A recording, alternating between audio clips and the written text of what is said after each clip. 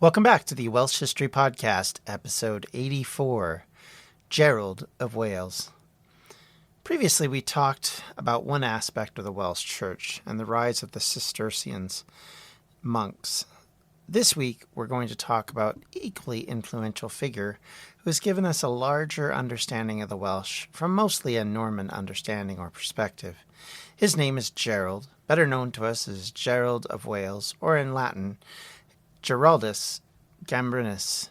Gerald was born in Manorbier, in a farmland area of Dyfed. His grandmother was Nest, the former princess of Deuddbarth, who married the local Norman marcher lord, as we've talked about earlier. According to historian John Davies, Gerald was a complicated character. Gerald took pride in his Welsh descent. As we mentioned, his ancestry was important to his station, as Nest was the daughter of Rhys ap Tudor, the last prince of Deuddbarth to that point. But he complained that he was too much of a Norman for the Welsh and too much of a Welshman for the Normans. Gerald may have spent his youth in Wales, but he was educated in Paris as a clergyman, and on his return would be fluent in French and Latin, but not necessarily in his grandmother's native tongue. He in fact arrived in Wales in 1174 after spending 9 years in France, learning and growing as a student and cleric. He would be settled into Brecon as an archdeacon and put to work straightening out local tithes and excommunicating those that tried to defraud the church. This was an important point for a lot of churches at this time period and will become a bone of contention in the Protestant era. But tithes were set aside for landholders, specifically rich landholders, to pay money and to help fund church construction, church property, all of those kind of things. And to be fair, to, in effect, help support the social services that came through the churches at the time. In fact, a lot of the social assistance that the poor had came through the church alone, and largely were ignored by those of the upper class and the nobility. So these kind of things were important, and they were things that they needed. Of course, that money was also used for other things. It was used for elaborate church buildings and for magnifying your local bishop and priest. So there is a bit of that too. So let's be fair and say there was a bit of a combination of things. Gerald himself was often seemed to want the Welsh to join a more Norman mentality, throw down past stereotypes, and get with the new cultural program. Specifically, he seemed to portray the Welsh as somewhat unwilling to join Catholic ideals fully, and that one of his big things was his emphasis on obedience and to central authority. While this makes sense from an Anglo-Norman perspective, as of course king being the head of the country and the Pope being the head of the church, all of whom would have feudal demands put upon everybody below them and things that they would have to meet. This would include the popes to a degree. And so this idea of a hierarchy and a centralization of said hierarchy was important in both of those cases. So of course this would be something that he'd want to integrate into a Welsh society, which largely was broken down into squabbling princes and kings that were spread across a fairly wide and varied landscape, where the idea of being one people or one unified group was very unlikely at that point in time. And in fact, the divide even between those in the Welsh marches who were of Welsh descent and those in the northern half which were of Welsh descent was already starting to show. In this time period, there was a concept of being independent Welsh versus non-independent Welsh, or Southern Welsh versus Northern Welsh. So there is a lot of this. A lot of these comparisons are going on and are consistently happening across both sides, from one town to the next, who's more Welsh, who's more, the key person or the key figure in Welsh kingdoms and Welsh history, and all of these things are under fire and under argument. In fact, Gerald is one of the people who takes Geoffrey of Monmouth to task over what he calls his lying and deceit, over the Welsh ancestry. So even to a point where he is compared to Geoffrey, even though they don't live at the same time period, there are comparisons made to the two of them because both of them were very well-heeled scholars of clerical natures who would write extensive books, but neither one of which, by the way, could really speak Welsh, and neither one of which knew their country well enough to really comment. I mean, Gerald at least came back. Geoffrey never did. He spent most of his entire adult life actually in France, and the only time he finally had a bishopric to come back to in Wales, he never reached it because he passed away. So even though he represents himself as being someone important to Welsh history and a contributor to Welsh nationalism, he really wasn't that attached to it anymore, other than obviously from the fact that he was born there and he held some loyalty to it because of that. And largely he was writing to French clerics and nobility rather than to Welsh ones. So it's interesting to kind of see that dynamic come out, and Gerald seemed to always be fighting that, or at least always trying to poke holes in the arguments of others. One of the biggest things that we learn as we start to read up on Gerald is that he had a bit of an ego. He thought himself better than most men, more read, better learned than most, was able to write better than most. His books were better than your books. And if you didn't know that, just ask him. He'd come tell you. He would share his book with you and then ask you every day you're with him, how's it going? What do you think? Do you like it? And so he was very much self-absorbed, self-obsessed. He saw himself as being the best at everything. He was the most handsome. He was the most learned. Nothing really showed on him that said he was humble, as you would think a follower of a God who expects humility to be.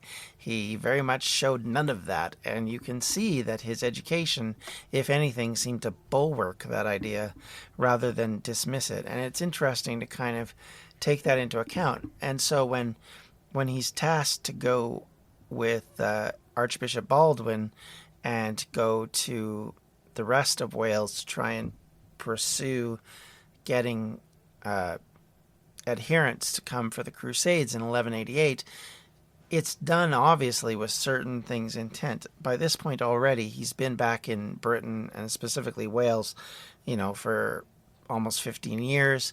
He has grown as a figure in the area, and he's already frustrated with what's gone on. He's struggling with the fact that he can't get what he wants, which is the archbishopric in Dafydd, and the bishopric in Dafydd at that. He got very frustrated by that whole thing, and you can tell that it was something he was always trying to get a hold of.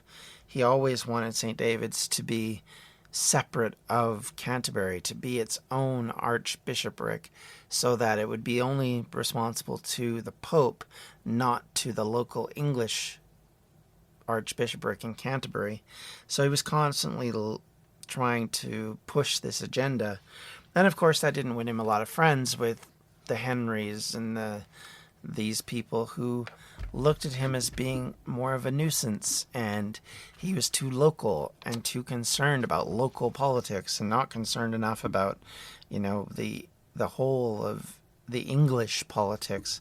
So in a way, when he suggests this idea of being too Welsh for some and too English for others, that's kind of where it comes from. It comes from the idea that the English nobility were never going to take him seriously and never really going to bend to what he wanted, simply because to them he was a Welshman. Whereas for Welshmen, they went and said, well, just because your grandmother's nest, it doesn't mean anything.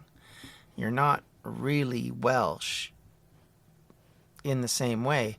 And so for some, they would look at him as being not very Welsh.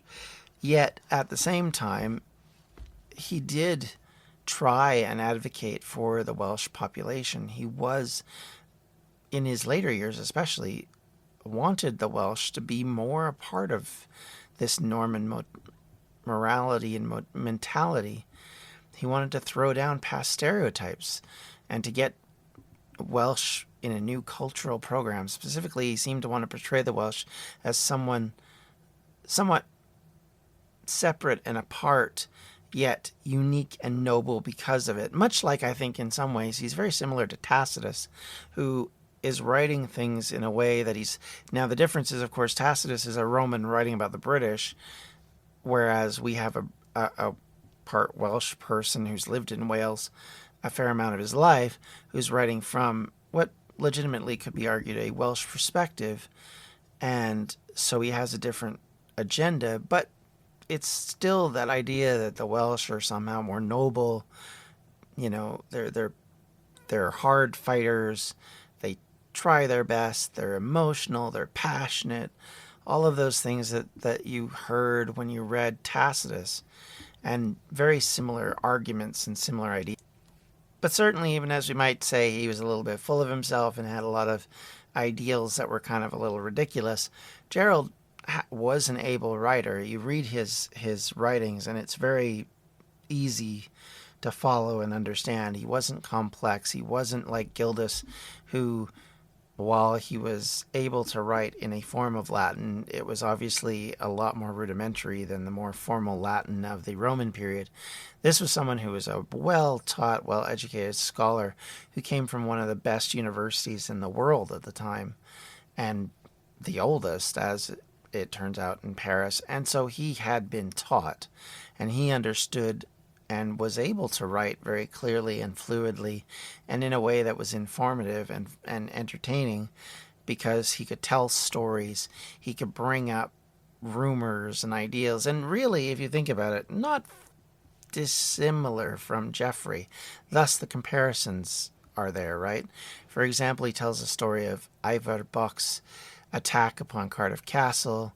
He also tells a story about the refusal of the birds of Llangor Lake to sing to anyone save their true lord, and the declarations and expressions and the fears of the old man of Pencader. So there are stories within Gerald's lifetime that he writes about. They're obviously, you know, either old wives' tales or old cultural ideas or memory, something we've talked about before, where basically people remember something the way it was, whether it actually was or not. And so there's a little bit of that going on too. So there is a lot of this kind of thing, but still, even within that, he gives us a really interesting portrait of Wales in a time period where Wales is on the brink of a massive sea change coming.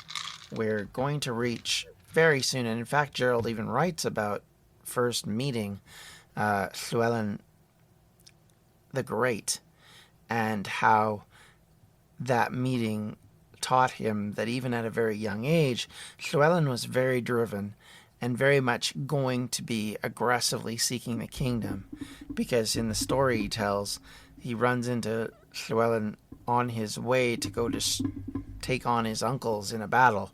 And so his uncles, of course, at the time are leading Gwynedd. So he has a lot of drive and a lot of idealism and a lot of fervent patriotism, which you can see.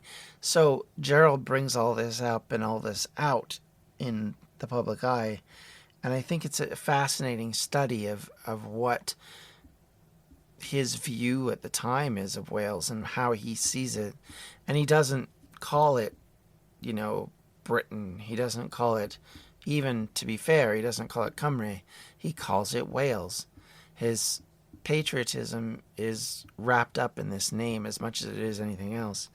And in fact, one could argue that his patriotism was wrapped up mostly in his attempts to get the See of St. David and get it separated from Canterbury so that he could use it, because his feeling was that as a Welshman, he could never make any progress. He was always put down because he was Welsh, which is interesting to sort of, as we said earlier, look at it from the perspective that he had one Welsh grandmother and the rest of them were English, or Norman at least. Gerald in 1197 and into the beginning of the 13th century spends a lot of time writing down scholarly works, and one of them that we have even today is The Journey Through Wales, which I think is a fascinating book. It's his description of his time during the run-up to the missionary work for the Crusades, and talking about his travels through Wales, which he did quite extensively with Baldwin. And he gives an accounting of all of that, which I thought was very fascinating to read. You do get a lot of his mindset, obviously, and how it is kind of brought forward from his own perspective. But he writes 8 different drafts. So this is someone who was continually trying to improve and get better.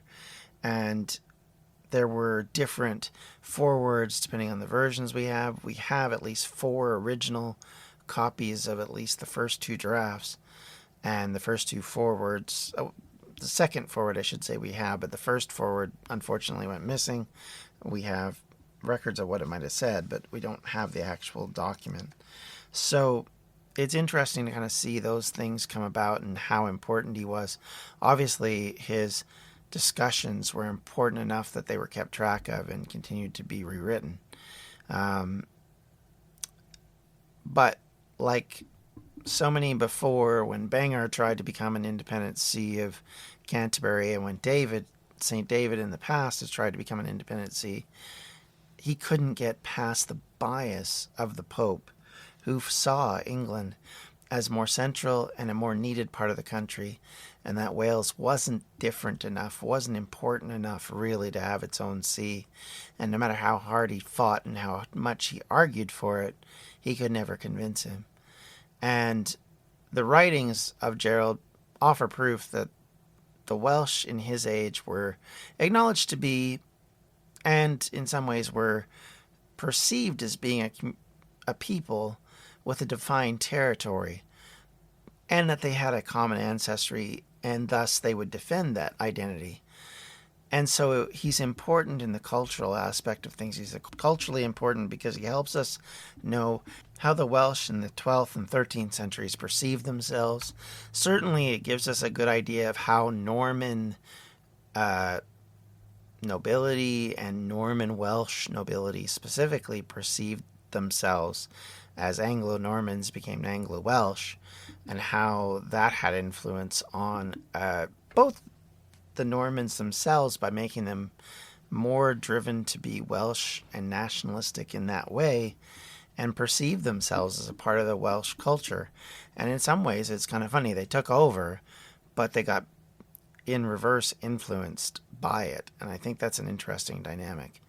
And it's fascinating to kind of see how that growing desire to increase their own standing and their own political acumen drove what amounts to a Welsh cultural agenda and a Welsh cultural and nationalistic agenda. And this kind of had some ideals that worked for a lot of people. This idea to create this minimal nationalization and this minimal culture was important to the Welsh population at the time. Certainly they talk lots about it, as we'll read and discuss later.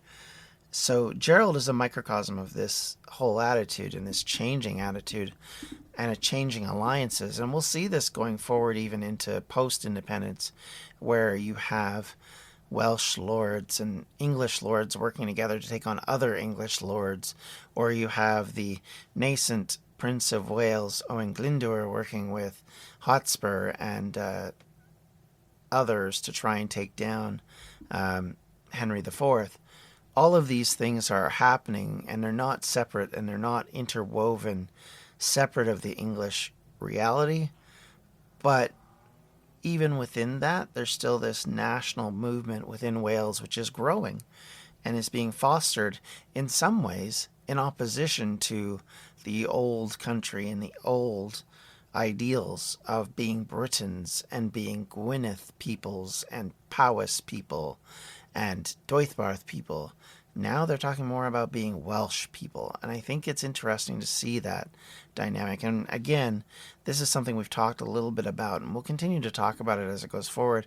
Certainly as we look into this era, the dynamics that are creating this situation where you have a southern Welsh king or prince, and a Northern Welsh prince, which kind of divided the country into Anglo-Welsh and Old Welsh, is something we see even today. I mean, there's still hints of this in the way that we see Wales now, where the West and the North are very much the Welsh language, independent supporting side of Wales, where the South, and specifically the East, are more Labour, more conservative, more Liberal Democrat. They're not Plaid Cymru necessarily. Now, we're not going to get into the politics of now, but keep in mind that I think what we see is the nascent beginning of the Welsh nation state, at least from a cultural standpoint, if not necessarily from an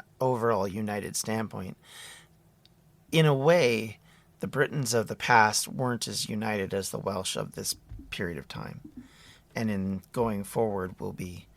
And in fact, in some ways, that is probably the most interesting thing to take away from all this. And I think it's a fascinating discussion that we're having with this, and I can't wait to continue to talk about it. And so next week we're going to get more and more into this and continue to move forward as we start to go towards the end. But we're not there yet. And when we do, I can't wait to share it with you as we begin to talk about the rise of Llewellyn the Great and the rise of Gwynedd as the penultimate power in Wales before it comes all crashing down. Until next time, thank you, take care, and thank you once again for all your support. If you want to send me an email, send me a message, you can do so at welshhistorypodcast@gmail.com or on Twitter at welshhistorypod or on Facebook at Welsh History Podcast, and we will definitely respond and definitely get back to you. And going forward, I hope we have many more fun things to talk about. Until next time, everyone, take care. Bye-bye. This has been a Distractions Media production, and for everything we do, check out distractionsmedia.com. Whether it's missing flights or retirements out of the blue, whether it's resignations or bans, as the old saying goes, there's never a quiet day in West Indies cricket. So make sure you listen to West Indies on 99.94 to stay up to date with all the latest fallout with the teams in maroon.